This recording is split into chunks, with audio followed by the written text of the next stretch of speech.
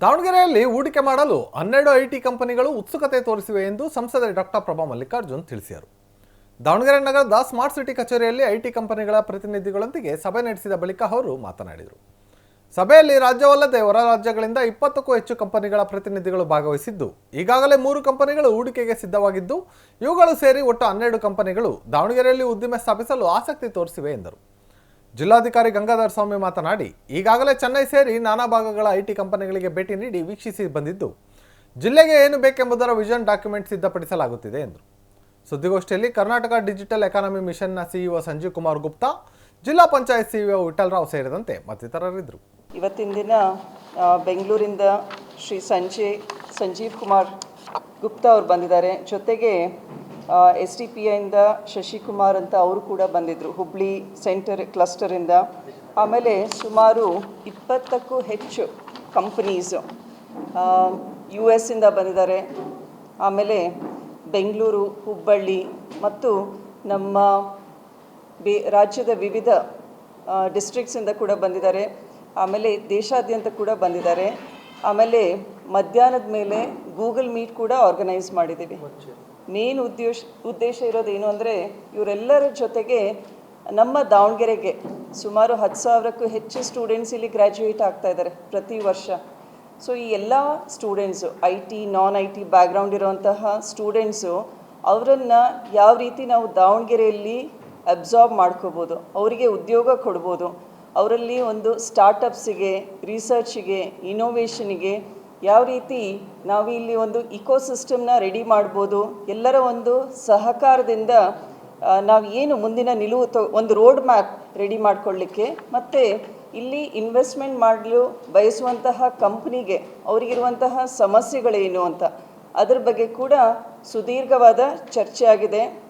ಸಂಜೀವ್ ಗುಪ್ತಾ ಅವರು ಕೂಡ ನೇರವಾಗಿ ಹೇಳಿದ್ದಾರೆ, ದಾವಣಗೆರೆಯಲ್ಲಿ ನಾವು ನಿಮ್ಮ ಕಂಪ್ನೀಸಿಗೆ ಏನೇ ಸಮಸ್ಯೆ ಇದ್ದರೂ ಕೂಡ ನಾವು ಫೈನಾನ್ಷಿಯಲ್ ಸಪೋರ್ಟ್ ಇರ್ಬೋದು, ಪಾಲಿಸಿ ಮ್ಯಾಟರ್ಸ್ ಇರ್ಬೋದು, ಇನ್ಫ್ರಾಸ್ಟ್ರಕ್ಚರ್ ಇರ್ಬೋದು, ಎಲ್ಲ ರೀತಿಯಲ್ಲೂ ಸಪೋರ್ಟ್ ಮಾಡ್ತೀವಿ. ಬಿಯಾಂಡ್ ಬೆಂಗಳೂರು ಅಂತ ಏನು ವಿಷನ್ ಇಟ್ಕೊಂಡಿದ್ದೀವಿ ಈ Tier 2, Tier 3 ಸಿಟೀಸ್ನಲ್ಲಿ, ಅದನ್ನು ನಾವು ಕಾರ್ಯರೂಪಕ್ಕೆ ತರಲು ನಿಮ್ಮ ಜೊತೆಗೆ ಸಹಕಾರ್ಯ ಮಾಡ್ತೀವಿ ಅಂತ ಸಂಜೀವ್ ಗುಪ್ತಾ ಅವರು ಕೂಡ ಕ್ಲಿಯರಾಗಿ ಆ ಎಲ್ಲ ಕಂಪ್ನೀಸಿಗೂ, ಇನ್ವೆಸ್ಟಿಗರ್ಸ್ಗೂ ಕೂಡ ಹೇಳಿದ್ದಾರೆ. ಲೈಫ್ ಸೈನ್ಸ್ ಕಂಪ್ನೀಸ್ ಬಂದಿದ್ದಾರೆ. ಆಮೇಲೆ ಸ್ಟಾರ್ಟಪ್ ಐಡಿಯಾಸ್, ಮ್ಯಾಟ್ರಿಮೋನಿ, ಹೌದಾ, ವಧುವರರ ಒಂದು ಜೋಡಣೆ, ಈ ಒಂದು ರೀತಿಯ ಸ್ಟಾರ್ಟಪ್ ಐಡಿಯಾ ಇಟ್ಕೊಂಡು ಬಂದಿದ್ದಾರೆ. ಆಮೇಲೆ ಗ್ರೀನ್ ಎನರ್ಜಿ, ಅದರ ಬಗ್ಗೆ ಕೂಡ ಇಂಟ್ರೆಸ್ಟ್ ಇರೋರು ಬಂದಿದ್ದಾರೆ. ಸೊ ಫಾರ್ಮಸ್ಯೂಟಿಕಲ್ ಕಂಪನೀಸು, ಸೊ ಇವರೆಲ್ಲರೂ ಕೂಡ ಬಂದಿದ್ದಾರೆ. ಸೊ ನಮಗೂ ಕೂಡ ಈ ಒಂದು ಮೀಟಿಂಗ್ ಬಹಳ ಚೆನ್ನಾಗಿ ಸುದೀರ್ಘ ಚರ್ಚೆ ಮತ್ತು ಒಳ್ಳೆ ಔಟ್ಕಮ್ಸ್ ಆಗಿದೆ.